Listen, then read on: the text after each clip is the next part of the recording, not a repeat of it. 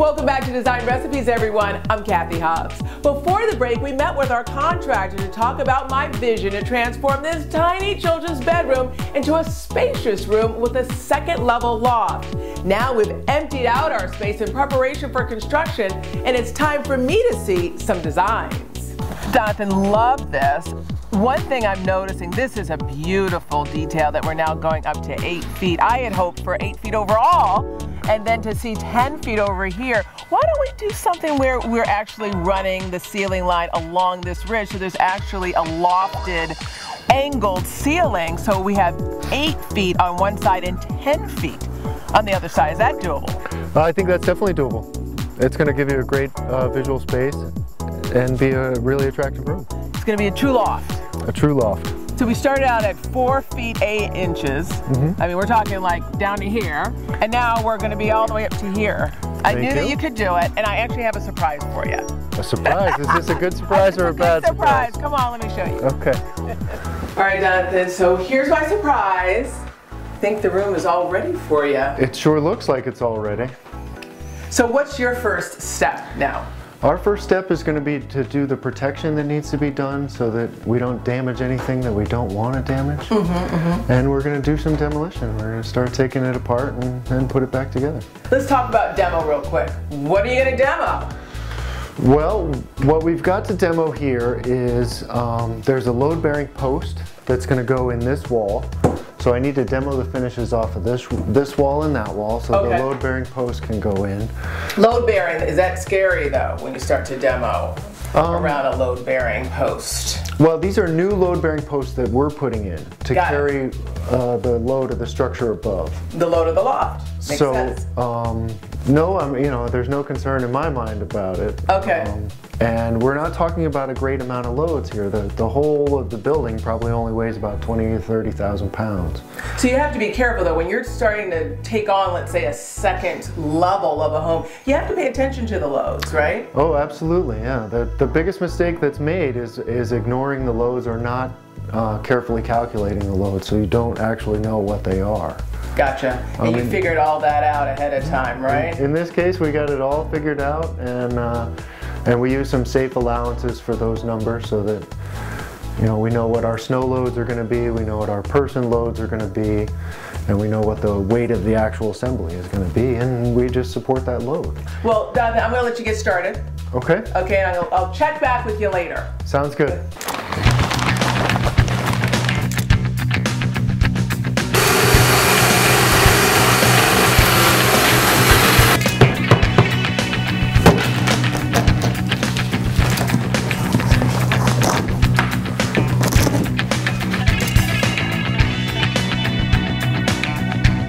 There's a bathroom on the other side of this wall, so we're trying to stop some of the sound transmittance between the two.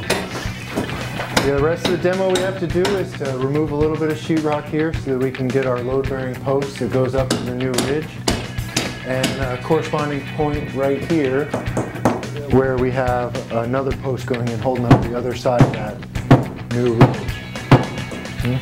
Other than that, we got the chair rails off, the baseboards are off, and this room is, you know, getting ready to get the painter in here and start skim coating and making the plaster and sheetrock look great.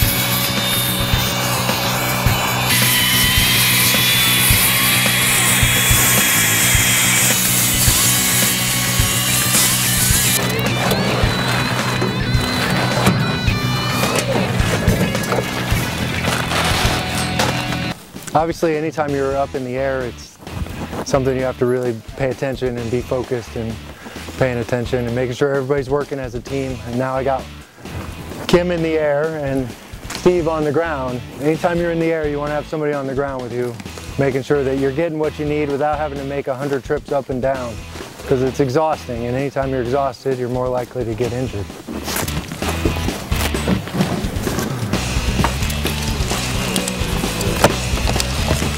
That's a 5-foot long king snake.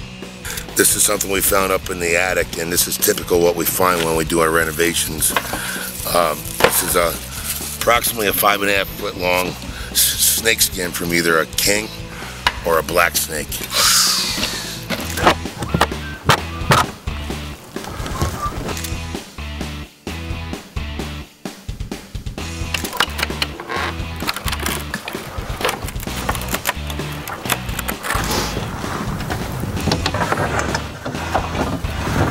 The floor system here is strong enough to hold up the second floor, so we'll be able to use what's existing here to hold up the second floor of the loft.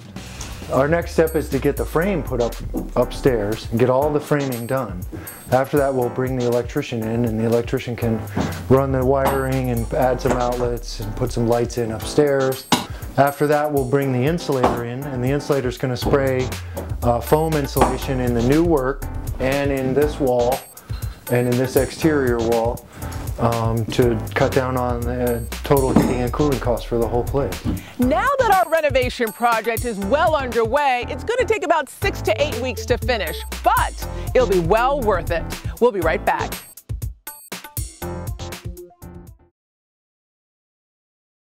Welcome back to Design Recipes, everyone. I'm Cathy Hobbs. We are in the middle of great progress in our redesign project as we transform a tiny children's bedroom into a spacious room that's double the height, adding an entire nether level and loft. Let's check in with the crew to see how it's going.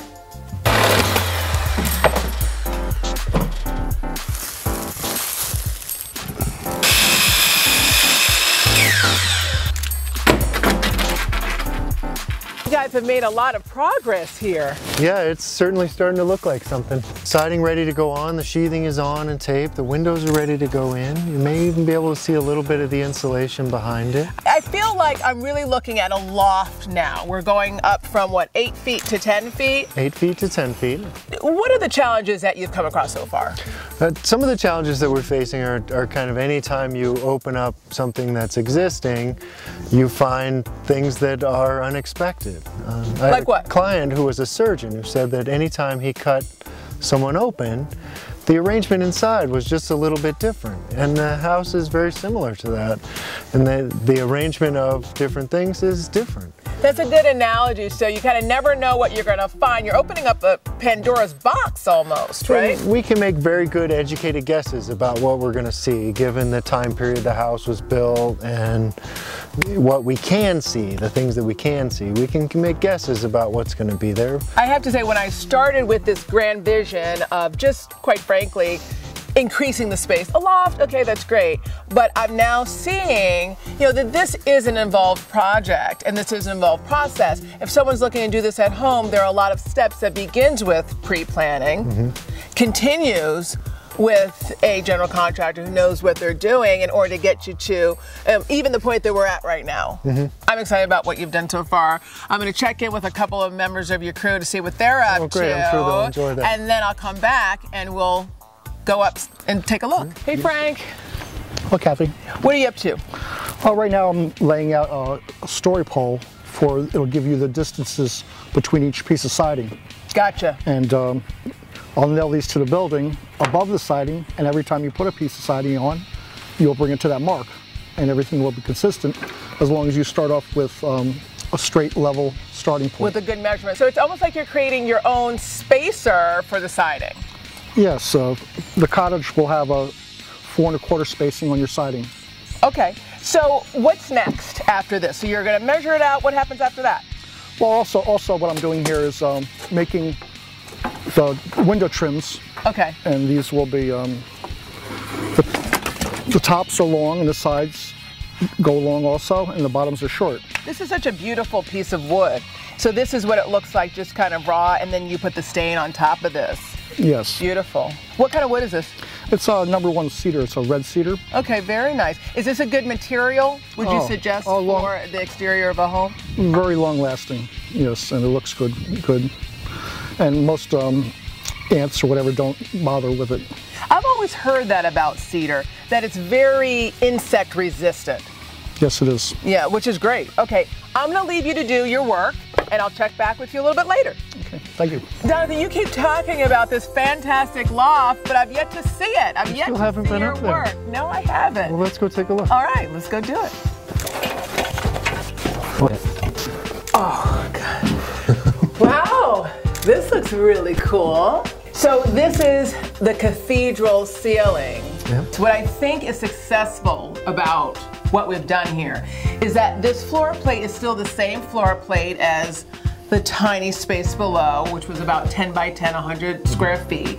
But by cathedraling the ceiling, adding that height going from 8 feet to 10 feet, it feels so much bigger. What I like about this is that the windows are really big and large. A lot of times lofts feel really, really dark, but this doesn't.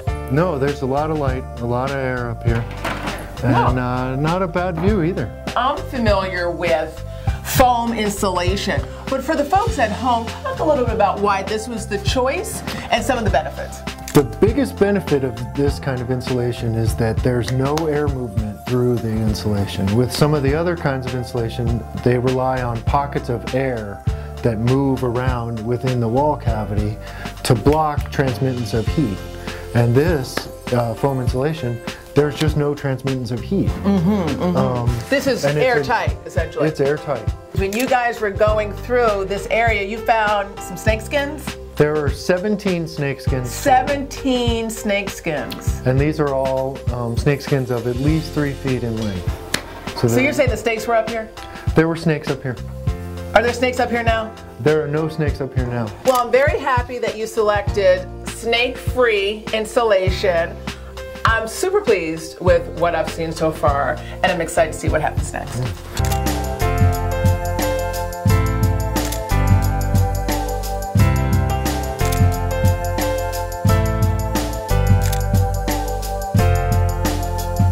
Now that our second level, our loft has been built, it's time to make it blend with the rest of the cottage, which includes adding brand new siding.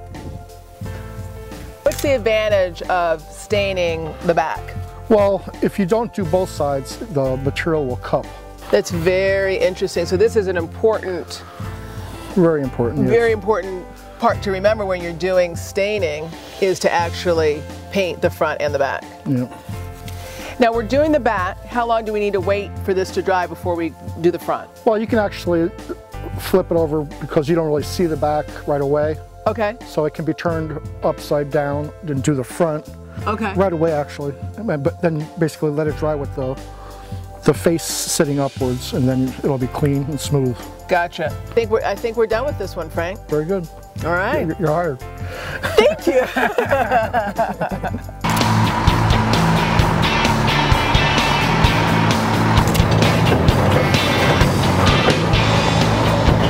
So, Jonathan, talk a little bit about what's going on right now. Well, one of the bigger challenges that we had actually is that sheet materials won't fit into the room. The hole through the bedroom is not big enough to fit a 4x8 sheet. Hence the big crane to try to get all of this drywall into the building, huh? Brought in a big crane to put the drywall into the building. How precarious of a situation is it here? I mean, it's literally standing in the middle of just two forks, really, two metal forks. Well, yeah, that and diesel fuel and a lot of hydraulic fluid, and we're in good shape. All right. But I would encourage you to not be underneath that at any point in time.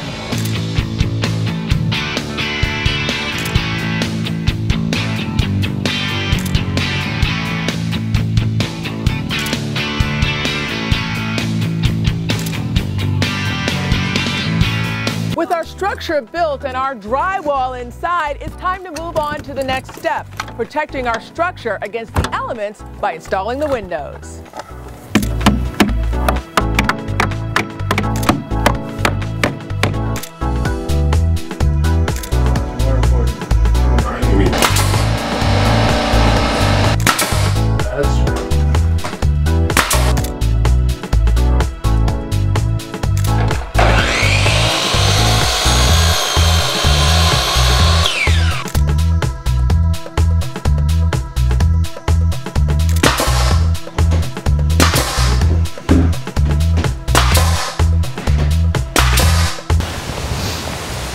Jonathan, this is a result of all your hard work, creative planning, quality construction. This looks fantastic. Oh, I'm so glad you like it. Were there any challenges along the way? Essentially, we took what was 44 feet, 8 inches, and raised it to 8 feet. 8 feet and 9 feet. 8 feet and 9 feet. 8 feet and 9 feet. Have you ever done this type of project before? This is not exactly like what we've done, but it's similar. We've done some similar stuff to this, but this is definitely a unique project. So we started in winter, then we went into the warmer months. How long did this take? I think we've been at this about 6 to 8 weeks. 6 to 8, that's not bad. No, it's a pretty good timetable for a project of this scope. Considering that we did the outside and the inside, which I can't wait to see, so let's go take a look. Let's do it. Wow. Jonathan, you have outdone yourself. This looks amazing. I think the room actually looks bigger. It does. There's something about the dark color makes it look just a little bit bigger. You know, it's funny because we talk about dark colors, sometimes they can close in a room, but I actually think here it works. Well, and especially with the light colored trim, the light colored base molding, and the door trim. It really highlights, I think, the walls, and it really highlights the wall color. Yeah, I think it looks great. Let's talk about this little piece of goodness over here. This is a ladder that I cannot take credit for, that you designed. Tell us a little bit about it. Well, it's simple parts just put together in kind of an interesting way. So these are pipes? Those are plumbing fittings, yeah, and plumbing fittings that mount them to the pipe. We used a mahogany wood that matches the doors pretty well. Mahogany, I love mahogany. Is that how we got this rich color once it's stained? Yeah, we got the rich color with it stained. It is a matching stain to the doors, so it's the same stain on a slightly different wood, so it's just a little bit darker. And I see the actual continuation of those pipes. I'd love to take a look at the loft, shall we? Let's do it.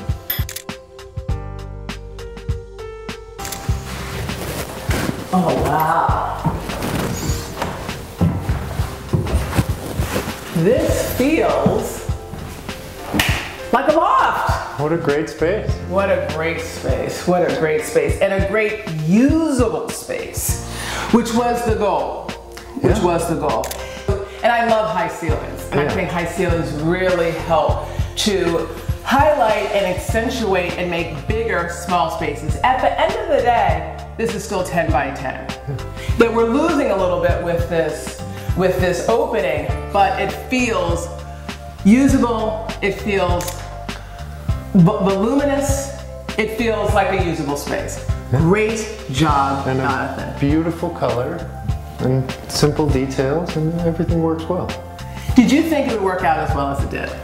I had doubts at certain points, but this seems to have come together really well. It really did. Thank you so much for your help. We really appreciate it. We know that the family will appreciate it, and we'll see you on the next project, perhaps. Sounds good.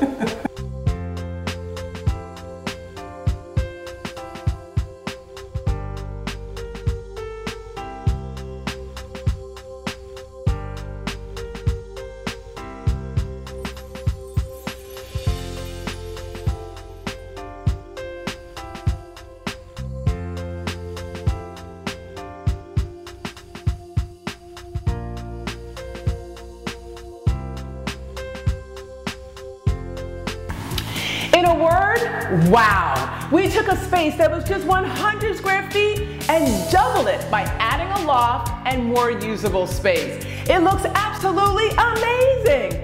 Bright, sunny, and industrial chic.